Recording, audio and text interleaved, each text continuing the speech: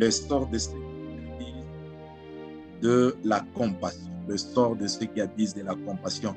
Dans mon introduction de ce soir, je voulais vraiment parler au cœur de quelqu'un qui m'entend. Je vais parler au cœur d'un homme, au cœur d'une femme qui a abusé ou qui est en train d'abuser de la compassion du Seigneur.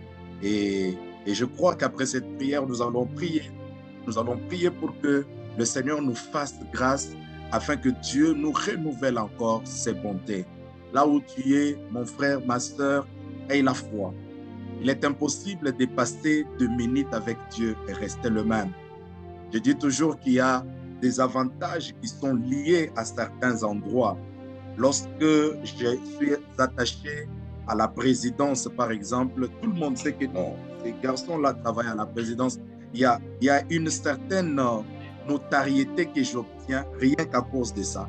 Quand mon véhicule passe, il y a des policiers qui ne peuvent jamais m'arrêter parce qu'ils savent que je suis attaché à la présidence. Il y a des avantages particuliers qui sont attachés seulement par le fait que je suis dans la présidence.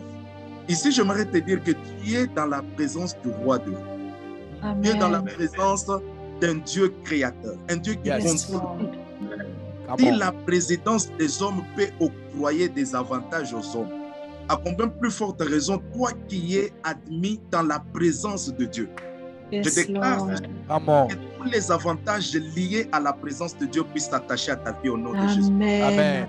Là où on arrêtait les autres, toi, on ne t'arrêtera pas parce que tu reflètes, tu dégages l'énergie de la présence de Dieu. Que quelqu'un reçoit cette parole avec détermination. Amen. Et Dieu te bénisse abondamment. Amen. On parle de le sort de ceux qui abusent la compassion. Je suis convaincu que Papa Timothée, ensemble avec tous les autres orateurs, nous ont déjà suffisamment parlé sur la compassion, c'est quoi la compassion, ainsi de suite. Je ne peux pas d'emblée parler de ceux qui abusent de la compassion sans dire même un mot ou deux sur la compassion. Selon l'étymologie du mot compassion dans ses origines hébraïques et même grecques, vous allez vous rendre compte que la compassion est aussi traduite par le mot miséricorde.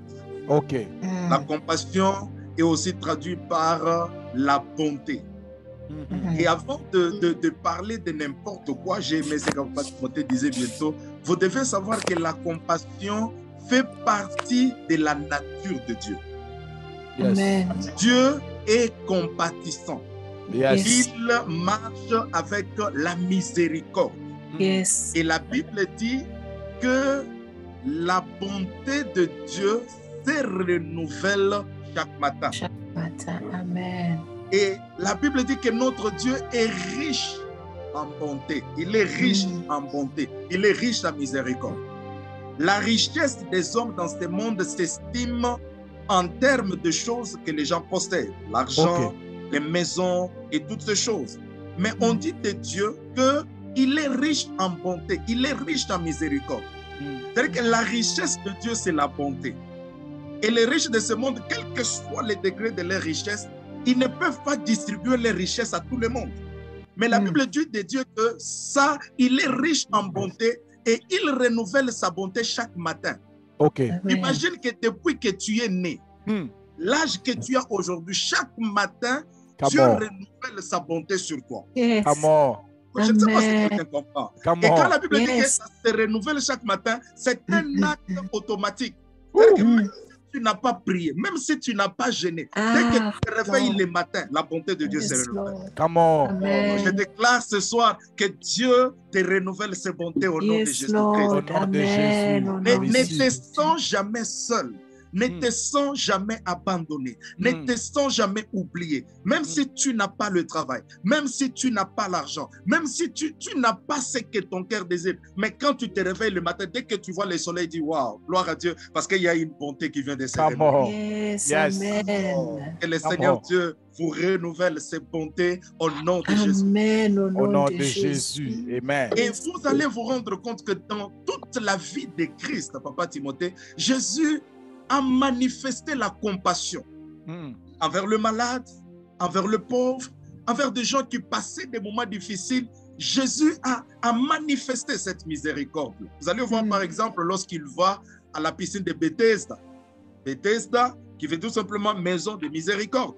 Mais ce qui m'étonne là-bas, vous allez vous rendre compte que c'était une maison de miséricorde, mais tout le monde qui était dans la piscine de Bethesda ne bénéficiait pas de la même miséricorde. Comment?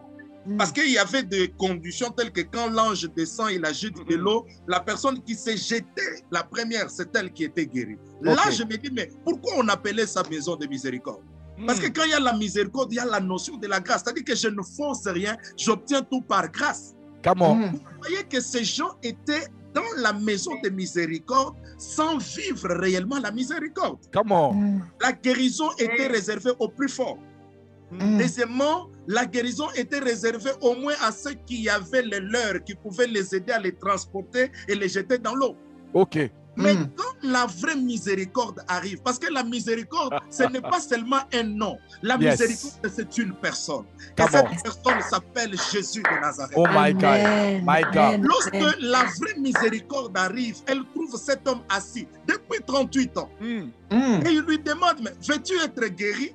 L'homme lui dit, non Seigneur, je n'ai personne. Parce que dans le principe de l'homme, il se disait que selon la miséricorde de son, pour être guéri, je dois voir quelqu'un qui doit me jeter dans l'eau. Mais l'homme ne savait pas que maintenant, là, il était en face de celui qui s'appelle la miséricorde. Il était en face de celui qui s'appelle le prince de paix. Il était en face de celui qui s'appelle le Dieu des abandonnés. Jésus. Avant que je ne continue mon message, je déclare ce soir, dans tout ce que tu fais, que tu puisses renforcer la miséricorde de Dieu. Amen. Quand la compassion de Dieu arrive, tu ne forceras pas les choses. Amen. Quand la compassion de Dieu arrive, là où les autres ont traîné, toi tu ne traîneras pas, parce que Dieu lui-même fera un miracle pour toi. Amen. Amen. Alléluia. Alors, Amen. parlons un peu de ceux qui abusent de la miséricorde, de la compassion de Dieu. En écoutant ces messages, est-ce que tu peux te regarder toi-même dans ton cœur? Est-ce que tu fais partie de ceux-là qui sont en train d'abuser de la grâce, qui sont en train d'abuser de la compassion de Christ? Ça va vous étonner, le texte que j'ai trouvé, Papa Timothée, c'est dans Apocalypse chapitre 2. Je vais lire seulement le verset 4, parce que le verset précédent, vous verrez que c'est Dieu qui s'adresse à l'ange de l'église d'Éphèse. Il lui donne des éloges, il dit, j'aime ce que tu fais, blablabla. Mais il dit, ce que j'ai contre toi, la seule chose que j'ai contre cette église, je sais que tu pries, je sais que tu donnes les dîmes, je sais que tu te connectes chaque jour dans la prière, mais ce que j'ai contre toi, c'est que tu as abandonné ton premier amour. Dans d'autres versions, il est dit, c'est que tu as oublié ton premier amour. Et voilà comment j'ai réfléchi par l'aide du Saint-Esprit, comment je vais apporter mon message. Et je crois que le Seigneur va réellement t'aider, le Seigneur va beaucoup te bénir. Amen. L'abus de la compassion, je l'ai personnellement appelé l'ingratitude. La personne qui ne reconnaît pas la compassion de Dieu dans sa vie, la personne qui ne reconnaît pas les bienfaits de Christ en sa faveur, il manifeste ce qu'on appelle l'ingratitude. Aujourd'hui, nous avons beaucoup d'enfants de Dieu qui ne sont pas reconnaissants de ce que Dieu a fait dans leur vie. La première chose qui manifeste l'abus de la compassion de Christ, c'est l'oubli. Beaucoup de gens oublient ce que Dieu a fait pour eux. Beaucoup de gens oublient là où Dieu les a ramassés. Beaucoup de gens oublient ce que Dieu a accompli dans leur vie. Lorsque tu oublies, tu crois que tout ce que tu es aujourd'hui, c'est par tes propres efforts. Tu penses que tu es arrivé là où tu es à cause de ta beauté, à cause de tes relations. Non, là, ça devient l'ingratitude. Et le Seigneur m'envoie parler à une femme, parler à un enfant de Dieu aujourd'hui, que le Seigneur veut que nous développions en nous un cœur de gratitude et de reconnaissance. Merci. Amen. Merci, Papa.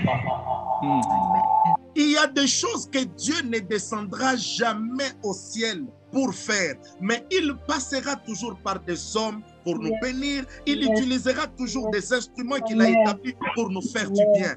Mais le problème avec nous, les chrétiens, c'est que nous oublions vite les bienfaits. Ok. Lorsque tu es venu dans ces pays, est-ce qu'il n'y a pas quelqu'un qui t'avait accueilli? Lorsque tu es venu dans ces pays, est-ce qu'il n'y a pas quelqu'un qui t'avait peut-être envoyé son invitation? Lorsque tu es venu dans ces pays, est-ce qu'il n'y a pas quelqu'un qui a utilisé sa voiture pour t'aider à faire tes courses? La question que je te pose, quelle est la relation que tu as avec cette personne qui t'avait accueilli? Ok. Quelle est la relation que tu entretiens avec toutes ces personnes qui t'avaient au moins aidé dans tes moments de faiblesse? Jésus. Bien-aimé dans le Seigneur, l'ingratitude arrête la provision de Dieu sur ta vie. L'ingratitude ferme le ciel sur ta maison. Jésus. Ce soir, dans mon introduction, je vous ai dit au départ que je vais parler au cœur. Dieu a besoin des hommes et des femmes qui sont reconnaissants de la compassion, de la miséricorde et de la bonté de Dieu à leur endroit. Je crois que vous l'avez déjà entendu. Amen. Et vous ne vous pas poser la question pourquoi, lorsque Jésus retrouve cet homme à la piscine de My God. Bethesda, il dit, prends ton lit et marche. Dieu a trouvé cet homme qui a fait 38 ans, pasteur Timothée, 38 ans couché, il ne marchait pas, il ne faisait rien. Ça veut dire que cette personne était complètement faible. Cette personne, parce qu'en médecine, pour ceux qui ont fait les sciences médicales et autres, vous allez vous rendre compte qu'un organe ou un membre du corps qui n'est pas utilisé, il s'atrophie. C'est-à-dire que cet homme, même ses jambes, n'avait pas de force de s'élever et marcher. Mais Jésus ne lui dit pas seulement lève-toi et marche, mais lui dit prends ton lit et marche.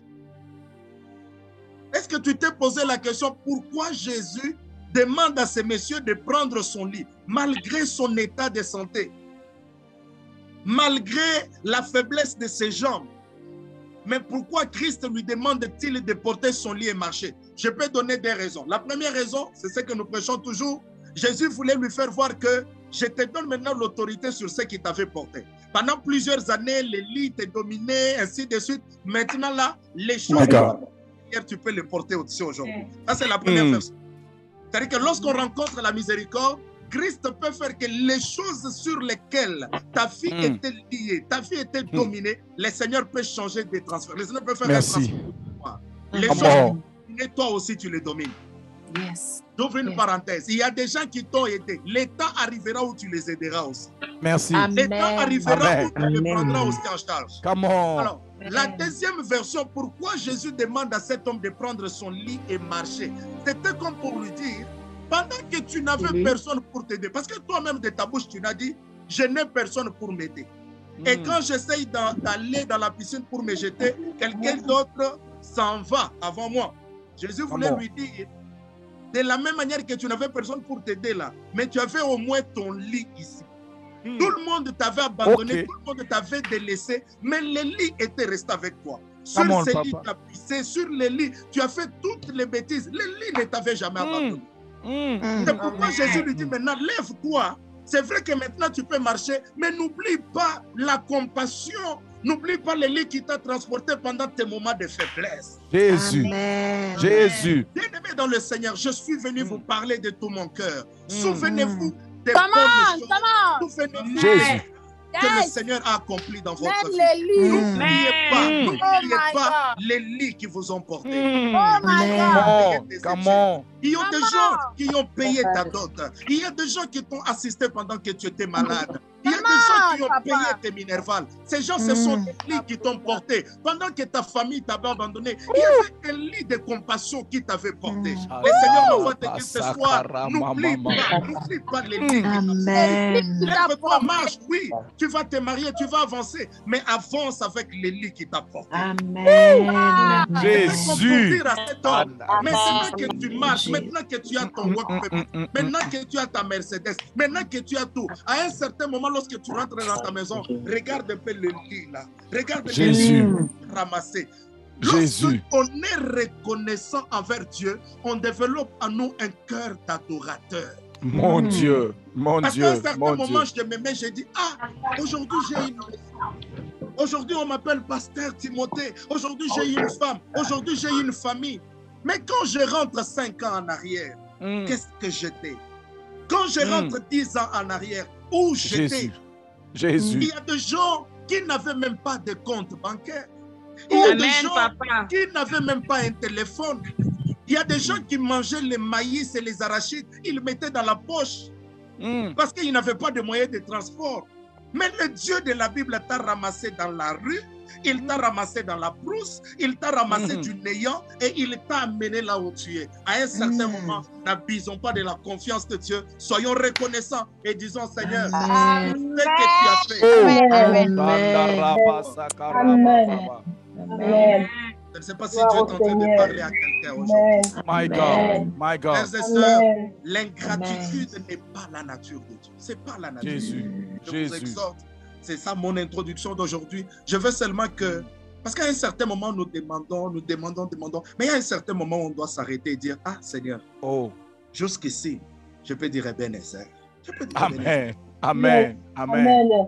Il y a quand même quelque chose que Dieu a fait pour toi. Il y a quelque chose.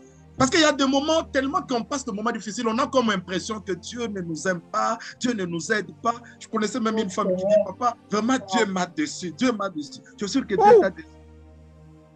As-tu fait le tour des hôpitaux?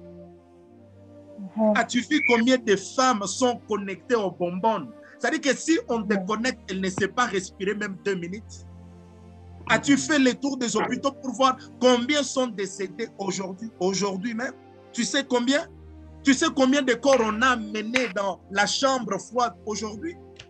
Si tu fais le tour du monde, est-ce que tu peux compter combien de gens ont été amenés à leur dernière mer? On a dit, allez, restez en paix, que vos âmes reposent en paix. Est-ce que tu peux compter ces gens-là? Est-ce que tu sais qu'il y en a qui ont la bouche, mais ça fait plusieurs mois qu'ils ne mangent pas parce qu'il a des sondes partout. Il ne sait même pas parler, il ne sait pas boire. Est-ce que tu sais qu'il y a des femmes qui sont mortes à l'accouchement? Comment tu peux être ingrate à ce niveau-là? La gratitude poussera Dieu d'ajouter encore une bénédiction dans ta vie. Mon Dieu. Je suis venu parler à quelqu'un qui a oublié son amour pour Dieu. Jésus. Je suis venu parler à une femme qui a oublié où est-ce que Dieu l'avait ramassé. Aujourd'hui, quand on dit, il dit non, papa, je vais aller faire le footing. Aujourd'hui, tu as oublié que tu étais à la montagne. Tu disais à Dieu, Seigneur, si tu m'amènes aux États-Unis, si tu m'amènes en Europe, je te servirai moi et ma maison. Aujourd'hui, regarde où tu as mis Dieu. Regarde où tu as laissé ton Dieu, ton Seigneur. C'est lui qui a combattu pour toi. Pendant que toi tu dormais, les sorciers menaçaient ta vie. La main de l'Éternel a combattu pour toi. Mais que fais-tu de cette grâce? Que fais-tu de cette compassion? C'est ainsi que Dieu se plaint auprès de cette église. Jésus. Il dit, c'est que je contre toi. Tu m'as abandonné. Tu as oublié ton premier amour. Aujourd'hui, l'argent est devenu notre priorité. On n'a pas le temps d'adorer Dieu. On n'a pas le temps de prier Dieu. Tout ce qui m'intéresse, c'est l'argent. Je me rappelle, on est parti évangéliser avec l'église. J'ai rencontré un monsieur bien habillé, la veste, chapeau. Je prends mon invitation, je lui donne. Il ne prend même pas. Et puis il me dit, moi je suis venu en Amérique pour faire l'argent. Je ne suis pas venu en Amérique. Seigneur. Je dis merci beaucoup. Merci beaucoup. Mon bien-aimé, ma bien-aimée, Dieu nous a tous pris quelque part. Si toi tu n'as pas une histoire de la compassion de Dieu, j'en ai beaucoup. Et je suis venu aujourd'hui d'abord te rappeler que ça, avant de toucher ce qui arrive à toutes les personnes qui ne sont pas reconnaissantes. Le problème de nous, chrétiens, c'est que nous oublions vite. C'est ce que je dis, que la première cause qui fait que les gens abusent de la compassion, c'est l'oubli. L'oubli. Regardez Joseph en prison, cher pasteur. Il interprète le songe de les chansons du roi et il lui demande, il lui dit, s'il te plaît, lorsque tu iras là-bas chez le roi, là, souviens-toi. Parle quand même de moi. Mais la Bible dit que lorsque les chansons partent, la Bible insiste, elle dit très bien qu'il l'oublia.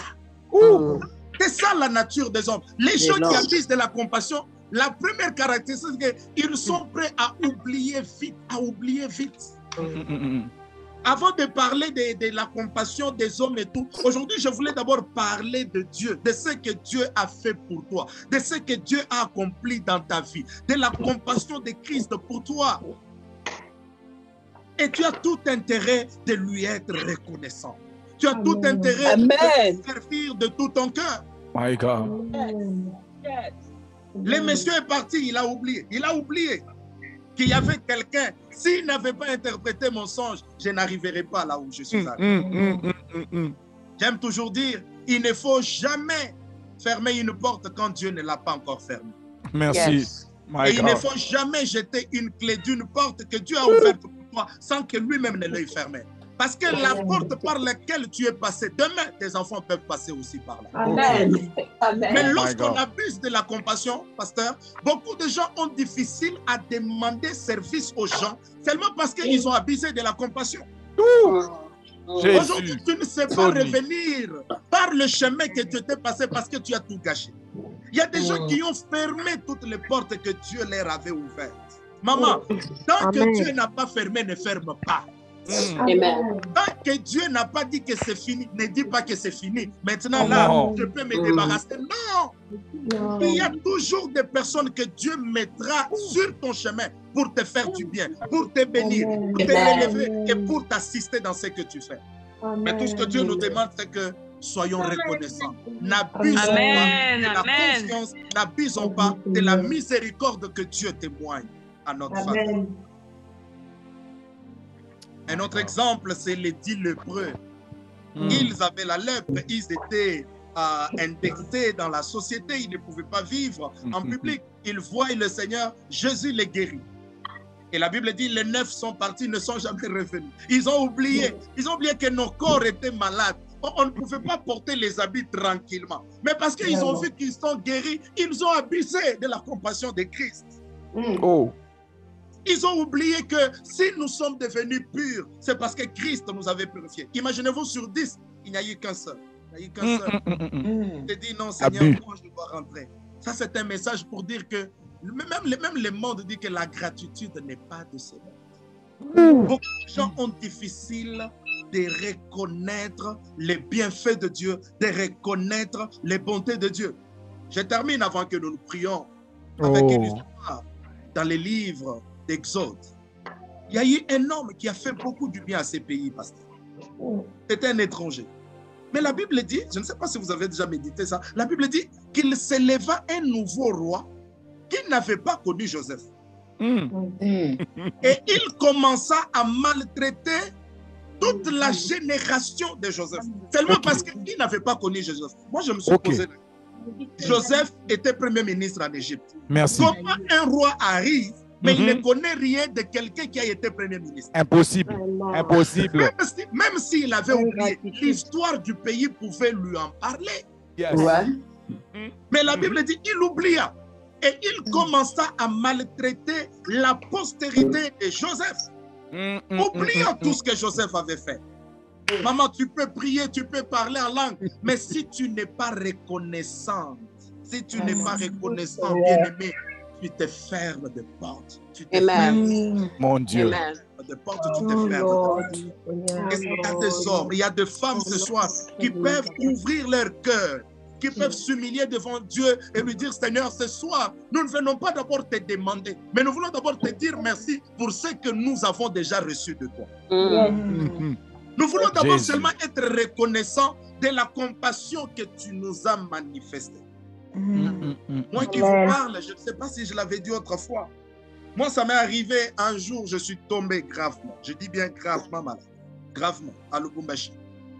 Dans une ville où je ne connaissais personne, j'étais seul. Et j'ai passé plusieurs mois en coma. Je ne pensais pas qu'un jour je pouvais me relever encore, servir Dieu. Je pouvais me relever encore, prêcher le Seigneur. Mais la miséricorde de Dieu m'a retiré dans les zones de la mort. La miséricorde de Dieu m'a ramené à la vie. C'est pourquoi aujourd'hui, il n'y a rien, il n'y a aucune chose qui peut m'empêcher de servir l'Éternel. Rien qu'à cause de ce qu'il a fait dans ma vie. Come on. Mais Merci. lorsque nous oublions ce que Dieu a fait dans nos vies, nous devenons orgueilleux. Nous pensons que nous nous réveillons par notre propre force. Frères et sœurs, quand j'étais malade, j'ai découvert que même bailler, c'est un miracle. Parce que j'ai fait 3 semaines, je ne baillais pas. Je n'avais pas la force de bailler. Les jours où j'ai baillé, j'ai dit, waouh, Dieu est bon. Il y a des choses tellement que nous les faisons régulièrement, nous pensons que c'est normal. Yes. Boire de l'eau que tu bois là, tu as soif, tu pars dans ta chambre, tu prends de l'eau, tu bois. Moi, je fais 3 semaines, je ne pouvais pas boire. À un certain moment, j'ai eu soif. J'ai demandé qu'on me donne de l'eau. Le médecin m'a dit que tu ne peux pas boire. J'ai demandé qu'on me donne des glaçons. Les glaçons, je les ai placés à ma gorge pour que je ressente uniquement que la fraîcheur. Sais-tu qu'il y a des gens comme ça dans ce pays? Sais-tu qu'il y a des gens dans cette ville qui vivent comme ça? Mais toi, tu peux t'élever, tu peux marcher, tu peux boire, tu peux aller où tu veux. Ce n'est pas à cause de tes efforts. C'est la compassion de Christ. Et nous ne devons pas abuser de cette compassion. Nous devons lui être reconnaissants. C'est la moindre des choses que Dieu te demande. Sais-tu que dans ce pays, il y a des gens qui vivent comme des pharmacies vivantes, pasteur? Je connais des gens qui marchent avec des médicaments dans le sac. Chaque heure, il doit laisser le travail pour aller boire le médicament. Tous les jours. Je dis bien tous les jours. S'il ne boit pas, il ne va pas bien dormir. S'il ne boit pas, son cœur va battre vite. S'il ne boit pas, il est devenu dépendant des médicaments. Il a des tablettes et des tablettes. Quand ça termine, il doit refill. Il doit appeler la pharmacie pour qu'on lui donne d'autres médicaments. Mais cher maman, depuis le début de cette année, tu n'es pas tombé malade. Qu'as-tu fait? Qu'as-tu donné à Dieu? Cher papa, depuis que le mois de juillet a commencé, tu n'as pas fait même de fièvre. Qu'as-tu fait? Qu'as-tu donné à Dieu? Est-ce que tu ne peux pas être reconnaissant? Dire non, mon Dieu, on a sali. Même si je n'ai pas l'argent, il y a des milliardaires dans ce pays qui ne dorment pas. Il a les cancers. Il a l'argent, mais il ne sait pas quoi faire parce que le cancer l'embête. Même si tu n'as pas de millions, mais tu as la miséricorde de Dieu dans ta vie. Même si tu n'as pas de millions, tu as la grâce de Dieu dans ta vie. Est-ce que tu peux être reconnaissant et dire à Dieu, Seigneur, même si je n'ai pas à manger, mais parce que je suis en bonne santé, oh Lord, je dors ton nom et je bénis ton nom et je bénis ta fidélité. Frères et sœurs, lorsque nous abusons de la confiance, nous toucherons ça demain. Nous allons voir les conséquences qui arrivent. Mais aujourd'hui, je parle à un cœur, je parle à une femme, je parle à un homme qui peut reconnaître l'amour et la bonté de Dieu, qui peut reconnaître ce que Dieu fait pour lui. Il y a des gens qui marchent avec des cœurs artificiels. Il y a des gens qui marchent avec des tuyaux partout. Il n'a pas d'estomac, on lui a branché des tuyaux. Pour manger, on doit lui injecter un produit au travers des tuyaux pour qu'il mange. Mais toi, tu peux manger. Tu peux aller aux petits besoins. Il y en a qui ne le font pas, qui ont des sondes partout. Ils se promènent avec dans des pantalons comme des fardeaux. Bien-aimé, Dieu est bon. Dieu est miséricordieux. Je sens cette compassion de Dieu monter dans mon cœur pendant que je suis en train de parler à quelqu'un ce soir. Je suis en train de parler à un cœur pour que nous sentions. La Bible dit sentez et voyez combien Dieu est bon. Il est bon. Combien de fois les liens de ta famille t'avaient réclamé et que Christ a combattu pour toi? Combien de fois la maladie avait voulu mettre fin à ta vie, mais la compassion de Christ a dit non, tu ne mourras pas, tu vivras. Tu raconteras les œuvres de l'Éternel. Est-ce qu'il y a des femmes et des hommes ce soir qui peuvent d'abord seulement adorer Dieu pour ce qu'ils sont aujourd'hui? Dire seulement, Seigneur, quand je vois ma vie, je vois mes enfants, je vois mon mari, je vois mon travail, oh Lord, je n'ai rien d'autre à faire. Je suis reconnaissant de ta compassion et de ta grâce. Oh my God, my God, my God, my God. Il y a des gens qui ne savent pas manger la viande. Il n'a pas de dents. Toutes les dents lui font mal. Il ne peut pas. Il y a des gens pour voir, il a besoin de lunettes. Il ne peut pas voir. Il ne peut pas lire sans ses lunettes. Mais qu'as-tu fait? Qu'as-tu donné à Dieu, papa? Qu'as-tu donné à Dieu? Est-ce qu'il n'y a pas de gens qui sont venus avec toi dans ce pays, qui sont morts en Amérique et enterrés? Mais qu'as-tu fait pour que Dieu te garde? Des accidents, des maladies. Covid a tué des gens dans ces pays. Covid a tué. L'estimation, c'est à peu près 15 millions de personnes qui sont mortes de Covid. Et aujourd'hui, comment tu peux dire que non, Dieu ne m'aime pas, Dieu ne me connaît pas? Est-ce que tu es sûr que Dieu ne te connaît pas? Covid a touché même Donald Trump, le président des États-Unis, l'homme le plus sécurisé. Il a été atteint de Covid. Je connais un seul. Je connais un seul, le Dieu de grâce, le Dieu de miséricorde. Il ne change jamais. Il ne trompe jamais. Il n'échoue jamais. Il est égal à lui-même. Il est fidèle à sa parole. Il est fidèle à ses promesses. Tout ce que Dieu dit finit par arriver dans ta vie. Il est le seul qui contrôle nos cœurs. J'aimerais ce soir que quelqu'un commence à lui parler. D'abord seulement pour lui demander pardon. Si tu avais oublié, si à un certain moment tu t'es dit non. Dieu est là, mais je n'ai pas le temps pour lui. Je n'ai pas le temps pour lui. Est-ce qu'il y a des hommes et des femmes qui peuvent lui révéler et lui dire, Father, I am here for you. Je viens demander pardon. Parce que j'ai oublié tes bontés. Parce que j'ai oublié ce que tu as fait dans ma vie. My God. Je t'avais promis, Seigneur, que je n'oublierai pas. Demande-lui pardon. La seule chose Tu es à comprendre, tu m'as dit oublié. Tu as abandonné ton premier amour, tu as abandonné ton premier zèle. Tu ne pries pas comme tu priais avant. Laisse faire comme tu le faisais avant. Comme tu le faisais avant. Oh my God, oh my God, oh my God, my God. Seigneur, écoute-lui, Seigneur, écoute-lui, Jésus, excuse-moi, je te demande pardon. Seigneur Dieu, Je veux vivre reconnaissant. Je suis reconnaissant de ton amour, reconnaissant de ta grâce, reconnaissant de la bonté de Dieu. Je suis reconnaissant où j'avais oublié. Ton travail peut te faire oublier les bontés de Dieu. L'argent peut te faire oublier les bontés de Dieu. Dis-lui, Seigneur, j'aimerais, je demande pardon, je demande chaque fois que je parle, et Dieu te bénisse, toi qui es en train de prier. Et Dieu te bénisse, toi qui es en train de prier. Et Dieu te bénisse, parle à Dieu de tout ton cœur. Et Dieu te bénisse, toi qui te réponds devant sa présence. Just to come back and stay so oh, thank you, Lord. Thank you for your grace. Thank you for your goodness. Your loving kindness. Thank you, Father, for thank you for this word.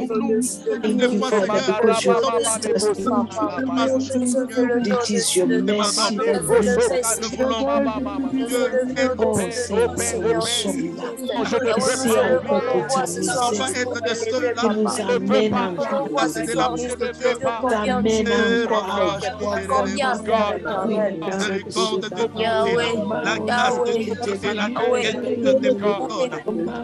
même le mot simple, combien je t'aime, Seigneur.